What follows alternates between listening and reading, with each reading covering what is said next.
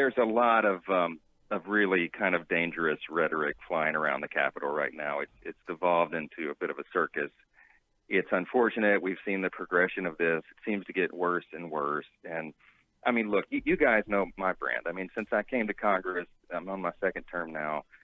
January 2017, as soon as I took the oath of office, I started working to be a champion for civility in our political discourse, because I really feel like this is a major problem. It's a root problem in the country. We have forgotten how to just show basic respect and dignity to one another as fellow Americans, and it's become a big divide in the culture. You know, it breeds hatred and bigotry and all that kind of stuff. But the biggest purveyors of that, okay, to be very frank, and look at the record, you can see this, particularly in this incoming class, is the squad, right? It's these four very progressive, very liberal, socialist women, my colleagues, who I have a good relationship with on the floor, but they go out and they launch verbal grenades every single day, and they say terrible things about the president.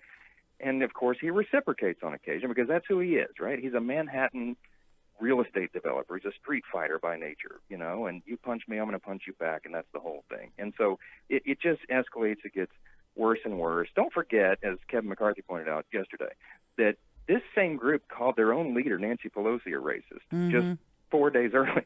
What did you think of the president's tweets, though? How do you classify the president's tweets? Unfortunate. I mean, you know, I just think that everyone needs to just tone it down. The problem is, here's the real problem, okay? The tribalism, the partisan war that has developed now makes it impossible to move bipartisan legislation. We cannot get the big things done in this environment because, as you know, we have divided government. The Republicans, our team, controls the Senate, but the Democrats and Pelosi control the House, and they are not going to give President Trump a win on these pressing issues. We have an absolute catastrophe, as you guys know, in immigration right now. We can't fix it because we can't get any Democrats to vote with us to fix the problem. It's easily fixed, but they won't do it. We can't get infrastructure done. In our state, Louisiana, we need it worse than anybody. We need an infrastructure package. Well, we have zero chance of getting that through right now in this environment because Pelosi and her team do not want to give President Trump a win. And so in so many areas, healthcare reform, all these things that really desperately need to be addressed, we can't do it because of this partisan squabbling. In my Judiciary Committee next week, we've got the Mueller hearing. It's going to be the circus of all circuses for no reason, for no point. The Democrats are dragging this out incessantly. This thing is a dead issue. There was no Russia collusion, but they won't let it go.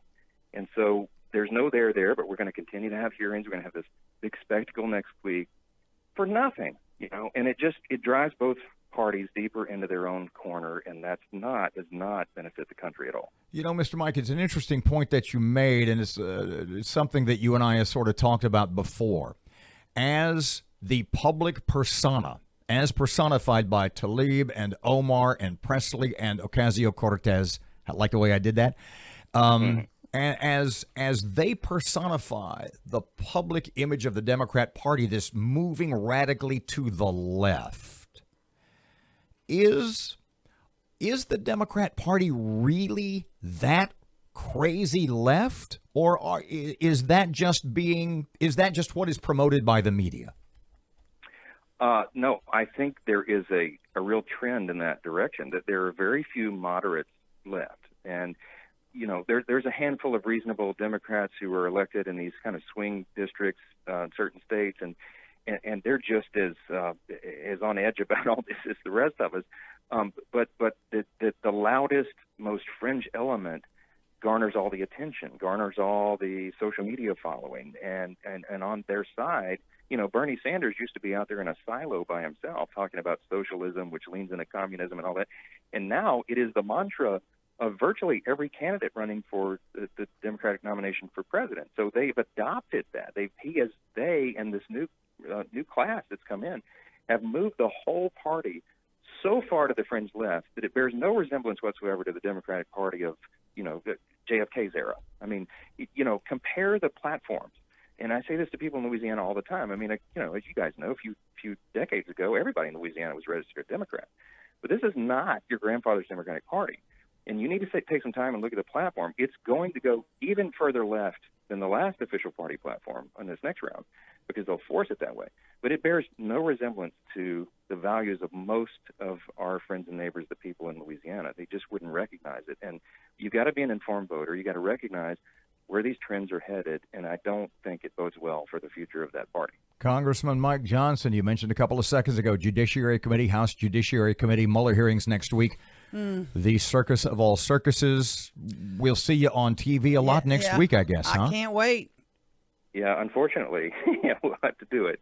We're going to be ready. We've had a moot court exercise Monday night that I suggested to all the Republicans on our side of the dais, and we're running through the questions. It's going to be very well organized, and we're there for a reason, and I think hopefully we can put this thing to bed very soon.